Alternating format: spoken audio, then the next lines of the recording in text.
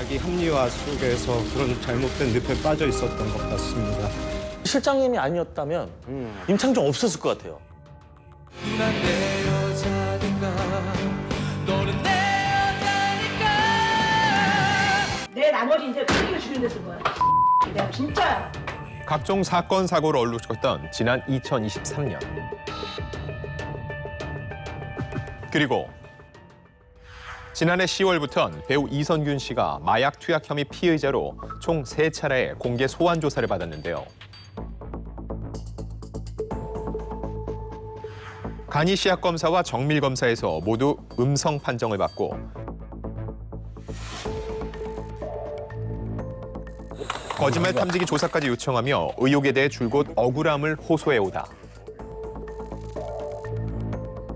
지난해 12월 27일 서울의 한 공원에서 숨진 채 발견됐습니다.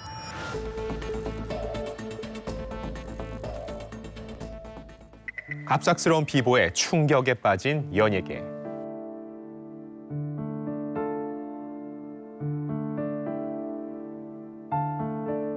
아내 전혜진 씨와 많은 동료 배우들이 그의 마지막 가는 길을 배웅하며 애도의 뜻을 전했습니다.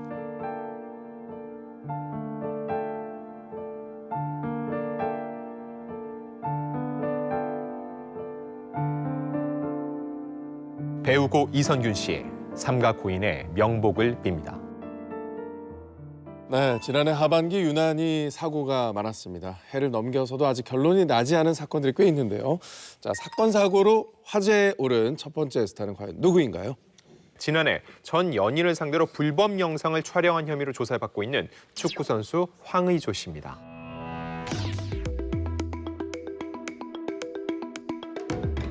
근데 뉴스 보고 저도 정말 깜짝 놀랐거든요. 이게 대체 어떻게 된 일인가요? 네, 간략하게 소개를 해드리면요. 지난해 6월이었어요. SNS에 황의조 선수의 전 연인이라고 주장하는 사람의 폭로글이 올라오면서 시작이 됐는데 황의조 선수가 여러 여자들을 가스라이팅하며 성관계를 맺어왔고 이에 대한 영상도 존재한다는 충격적인 내용이 담겨 있었습니다. 근데 더욱더 큰 충격을 준 건 황의조 선수가 의문의 여성과 이런 사적인 관계를 맺는 영상과 사진이 함께 올라온 겁니다. 아니 근데 워낙에 국가대표로서 활약이 뛰어났었고 또 최근에 팀에서도 주전 공격수로 자리매김을 했다 보니까 팬들의 충격이 정말 컸던 걸로 기억을 하는데 당시에 곧바로 입장을 밝혔지 않았었나요? 네, 맞습니다. 이 황의조 선수 측이요, 이 SNS 폭로글이 나온 당일, 그날 바로 해당 글에 대해서 입장을 밝혔는데 과거에 그리스 리그에서 뛰고 있을 당시에 휴대전화를 분실한 적이 있는데 그때 어떤 의문의 인물에게 이 성관계 동영상으로 협박을 당했었다. 그러니까 내가 피해자다라는 이야기를 한 거예요.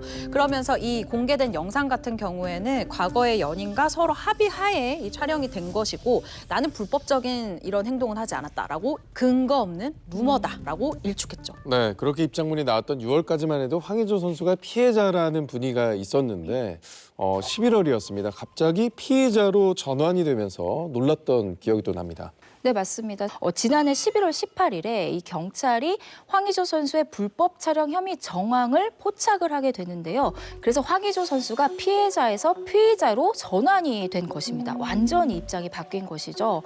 그런데 더 놀라운 거, 사실 정말 충격적인 일이었죠. 그 지난해 6월에 SNS에 내가 황의조 선수의 여자친구다라고 유포했던 사람이 다른 사람이 아니라 이 황의조 선수 친형의 아내, 그러니까 형수였던 것으로 밝혀져 정말 충격을 줬습니다. 맞아요. 저도 이거 듣고서 너무 충격받았어요. 사실 뭐 불법 촬영했다는 것도 충격이긴 한데 형수 얘기까지 전해지면서 뭐 온갖 루머들이 뭐 난무했었잖아요. 근데 듣고도 믿기지가 않는데 이게 진짜 형수가 유포를 한 게 맞긴 맞나요? 아직까지 확정된 건 없는데 순서대로 하나씩 짚어볼게요. 일단 경찰이 지난해 11월 16일 성폭력 범죄 처벌 등에 관한 특례법 위반 혐의로 황 선수의 형수에게 1차적으로 구속영장을 발부를 했고 엿새 뒤인 11월 22일 결국 구속 송치됐습니다. 이후 황 선수의 형수는 자신의 휴대전화를 해킹당한 것일 뿐 그런 혐의가 없다고 이런 혐의를 극구 부인하고 있죠. 그런데 검찰은 기술적으로 외부 침입 흔적이 확인되지 않았다. 즉 해킹이라고 보지 않은 거죠. 그런 이유로 황 선수의 형수가 사생활 영상을 온라인에 유포한 것으로 판단하고 구속 수사를 진행하고 있다고 밝혔습니다.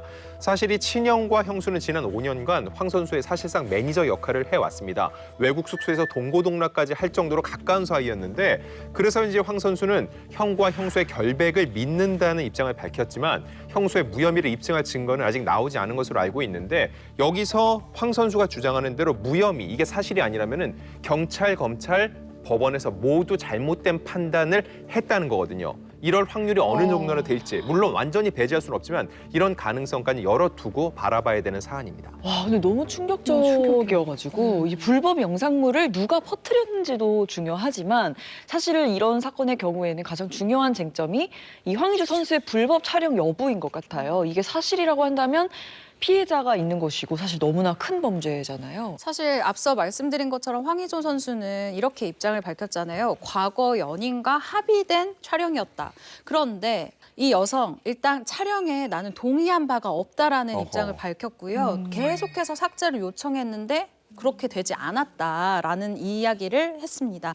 근데 이 와중에 황의조 선수가 이번에는 또 다른 여성의 노출 영상을 동의 없이 녹화한 정황이 드러났다라는 기사를 보았습니다. 이게 어떻게 된 일일까요? 네, 일단 지난해 12월 4일 한 매체를 통해 보도가 된 내용인데요.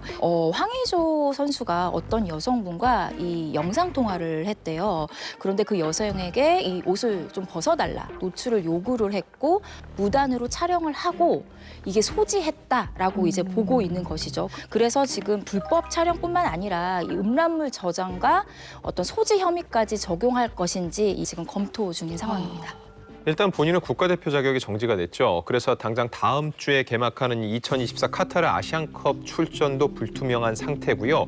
그리고 지금 외국에서 활동 중인데 현지 언론들도 이 사건을 굉장히 크게 바라보고 있습니다. 어느 정도냐면은 황의조 선수가 골을 넣은 다음에 오상진 씨 봤을 거예요. 이렇게 손가락으로 쉬하는 이런 퍼포먼스를 했는데 이거 자체가 본인을 둘러싼 여러 구설들에 대해서 침묵해달라, 입을 다물라 이런 뜻이 아니냐라는 비판적인 의견이 나와서 다음 골을 넣었을 때는 퍼포먼스가 손을 벌린 걸로 바꿨어요. 그만큼 본인도 결국 국내 여론에 영향을 받고 있다는 얘기고 결과적으로 이게 경기력에도 영향을 끼칠 수밖에 없거든요. 그리고 또 하나 사안이 있습니다. 바로 아까 그 피해 여성 입장문을 내는 과정에서 직업군과 그분의 혼인 여부를 또 밝히는 사안이 있었거든요. 결과적으로 이게 2차 가해 소지가 있다면 이 역시 법적인 책임이 질 수 있고 이 재판 결과를 받을 때 조금 더 불리한 상황으로 작용할 수 있다고 관계자들은 입을 모으고 있습니다. 네, 자 황의조 선수 얘기를 나누다 보니까 지난해 뭐 가장 떠들썩한 소식이었죠. 전 펜싱 선수 남현희 씨와 그의 재혼 상대였던 전청조 씨의 사기극이 또 한편 떠오릅니다. 근데 아직도 그 충격이 가시지 않는데 지금은 어떻게 되고 있나요? 처음에는 이 남현희 씨의 재혼 상대였던 전청조 씨가 나는 재벌 3세다라고 얘기를 했고 심지어 수많은 사람들에게 30억 원대의 사기를 친 정황이 포착이 되면서 일이 일파만파 커졌습니다. 일단 전청조 씨는 구속 상태로 재판을 받고 있거든요. 그런데 남현희 씨 또한 사기 공범 의혹을 받고 있기 때문에 해당 수사는 계속 진행 중입니다. 네, 그러다가 이제 전청조 씨의 옥중 편지가 한 언론 매체를 통해 공개돼서 또 한 번 논란이 됐던 기억이 있어요. 네, 맞습니다. 전청조 씨가 사기 피해자 2명에게 이 보낸 옥중 편지가 공개가 됐는데요. 그리고 좀 드문 일인데 언론사에도 편지를 보냈어요. 이 내용을 보면 이렇습니다. 잘못한 것도 맞고 죄도 인정한다. 나의 약혼자였던 남현희 씨에게는 큰 배신감을 느낀다라면서 원망을 하거든요. 그러면서 현재 남현희 씨가 공범 의혹을 받고 있기 때문에 이 의혹에 더 불이 붙게 됩니다. 논란이 계속되자 남현희 씨 최근에 대한체육회와 대한펜싱협회 이사직을 자진 사퇴를 했어요. 그리고 펜싱 아카데미에 간판을 내리기도 했습니다. 그런데 제가 취재를 해보니까 또 운영이 되고 있더라고요. 그러니까 보니까 간판을 바꿨어요. 그러니까 아카데미 이름은 바뀌었는데 실운영자는 아직 누군지는 모르겠고 원래 다니고 있던 아이들이 대체로 그대로 이 학원에 흡수된 모습이라고 저는 보여집니다. 네, 그렇다면 수사 중인 전청조와 관련된 그 혐의들은 어떻게 진행이 될까요? 일단 전 씨는 특정경제가중처벌법상 사기, 형법상 사기, 공문서, 사문서 위조 및 사용 등의 혐의로 구속 수사를 받고 있는데 또 하나 중요한 거는 전청조의 최측근 중 한 명이죠. 이 경호 팀장이 지난해 11월 23일 이 사기 공모에 가담해 범죄 수익을 관리한 것이 알려지면서 결국 구속이 됐습니다. 네. 이 사람은 공범이라고 본 거죠. 왜 공범인지를 하나씩 보면은요. 일단 전청조 씨는 신용불량자입니다. 본인의 명의로 뭔가를 할 수 없어요. 그래서 이 경호팀장이 명의를 빌려줬습니다. 그리고 범죄 수익금을 관리했고 본인이 약 2억 원가량을 취득한 것도 확인이 됐어요. 이 사람 역시 자기도 전청조에게 피해를 입었다고 주장을 하지만 이 수사 당국이 봤을 때는 이 사람은 전청조가 사기 행각, 즉 범죄를 벌이는 걸 알면서도 도왔다라고 봐서 공범으로 본 거죠. 마찬가지로 이 맥락에 남현 씨가 적용이 된다면은 공범으로 보게 될 것이고 그렇지 않으면은 공범 의혹으로부터 자유로워질 수 있을 것으로 보입니다. 분위기를 바꿔서 2024년 대박 운세를 지닌 스타들도 알아보겠습니다. 일단 제가 보는 대박 스타는요. 네. 너무 뻔하지만 초대박이 터질 것 같아서 말씀을 드리면은 네. 오. 일단 저는 이정재 씨. 아, 왜냐면 올해 이정재 말에 씨는 이미 터졌는데요. 그러니까 여기서 어떻게 더 근데 올해 스타워즈 시리즈가 개봉이 되고요. 이정재 씨가 참여한. 그리고 연말에는 오징어 게임 2 공개가 예정이 돼 있습니다. 와. 원과는 비교가 안 될 정도로 어마어마한 스포트라이트가 쏠릴 거고요. 새로운 신기원을 이룰 거라는 생각이 듭니다. 와. 그리고 또 한 명, 진, BTS 진. BTS. 또 사람들이 또 BTS 이미 최고 아니야라고 할 수 있는데 자 지난 연말에 가장 이슈가 됐던 게 BTS 멤버들의 군입대였죠. 네. 진이 2022년 말에 제일 먼저 갔는데 요즘 18개월이죠. 이분이 올해 중순에 제대를 해요. 제대를 해요. 제대. BTS 왜 이렇게 좋아요, 김수영 씨? 이런 반응이라니까요. 사람들이 보내놓고 까먹고 있는데 벌써란 얘기가 나오거든요. 박수가 나오죠. 이 박수가 전 세계 아미들의 박수로 바뀔 것이고 진짜. BTS 멤버가 처음으로 사회로 돌아온다? 정말 말도 안 되는 스포트라이트가 쏠릴 거예요. 자, 여기까지는 너무 뻔할 수 있으니까 저는 네. 올해 라이징 스타 한 명 더 말씀드리면 네. 오늘 저희가 1월 5일 방송인데 정확히 오늘 컴백하는 아이돌 그룹이 있습니다. 바로 라이즈.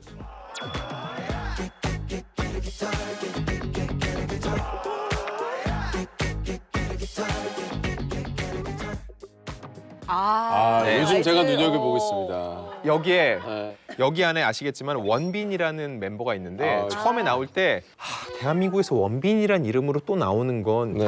이건 좀 위험하다 했는데 막상 얼굴을 보니까 원빈이에요. 원빈으로 나올 만했네. 원빈의 제2의 원빈이 필요하다 해볼만해요, 해볼만해요. 써도 돼. 저는 그래서 이 라이즈가 올해 어마어마하게 이름 따라가는 이런 라이징하는 스타가 될 거라고 보고 있습니다. 요건 약간 좀 예리하다. 근거가 있어서 기자님 얘기는요. 아 근데 기자님은 좀 네. 너무 안전한 선택을 하신 게 아닌가. 안전하게 하긴 했죠. 예, 예. 그러면 우리 다음 김지연 기자님. 저는 YG의 좀 베이비몬스터를 좀 주목할 필요가 있다라는 생각이 들어요.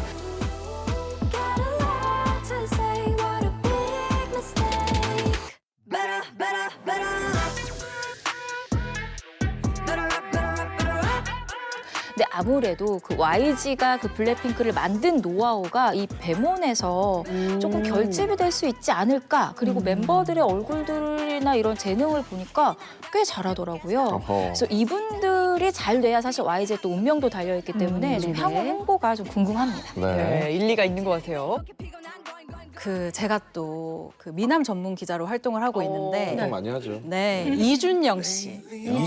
이준영 씨라고 DP랑 또 그 마스크 걸 보셨던 분들은 그 나쁜 놈 이렇게 생각하시는 분들이 있을 거예요. 근데 이 친구가 지금 콘크리트 유토피아의 그 다음 시즌, 다음 이야기를 다루는 황야에서 마동석 씨랑 이제 호흡을 맞춰서 등장을 하는데 올해만 준비된 차기작만 4편이에요. 그래서 나 내가 미 찍어놨잖아 하실 분들은 이미 아는 이준영 척 씨. 해야겠다. 이제부터 딱 아는 얼굴 척을 아시면 좋을 좀. 것 같습니다. 우리 그러면 혹시 제가 최정화 기자, 저도 만만치 않게 좀 미남 배우 좋아하거든요. 혹시 내기를 하면 어떨까 싶은 게 저도 그렇게 조금 점찍은 남자 배우가 패를 있어요. 꺼내보세요. 패. 네, 잘 될 것 같다 앞으로도 생각하는 배우가 이종원 씨. 젊은이의 양지. 젊은이 양지. 젊은이의 양지. 네, 제가 안 그래도 이거 여쭤보려고 네. 했거든요. 또 다른 동명이인의 이종원 씨가 계세요. 네. 금수저라는 드라마에도 예, 나왔었고요. 또 차기작도 있고 이분이 또 테디 소속사로 들어갔어요. 박보검 씨가 있는. 그래서 데려간 데는 분명히 이유가 있을 겁니다. 그래서 전 이분을 좀 눈여겨볼 필요가 있다. 네. 아, 좀 과감한 선택 한번 해봐요. 그러니까? 예, BTS랑 이정재 너무. 저는 이담이라는 배우를 추천합니다. 이담? 이담. 최근에 이담. 정신병동에도 아침이 와요. 네, 저 작품에서 여기서 간호사 역할을 맡았었는데 실제 간호사를 데려다 놓은 게 아니냐라고 얘기할 정도로 연기를 굉장히 잘했거든요. 민들레 역하신 민들레 역할을 했던 네, 이담 씨 주목할 필요가 있다고 봅니다. 우리 기자들이 찍어주신 이 라이징 스타들이 저희가 한 상반기만 돼도 누구의 말이 맞았는지를 알 수 있기 때문에 너무 네네. 기대가 되는 것 같습니다. 네, 기자님들이 얘기해준 이름들 잘 기억해 주시면 좋을 것 같습니다. 그럼 한편 역술인들이 뽑은 2024년 대박날 스타는 누굴지 함께 만나보시죠. 제가 요즘 좀 눈여겨보고 있는 스타가 한 명 있는데요. 저는 장원영이라는 친구 아주 눈여겨보고 있거든요. 이 관상의 비율도 너무 좋고요.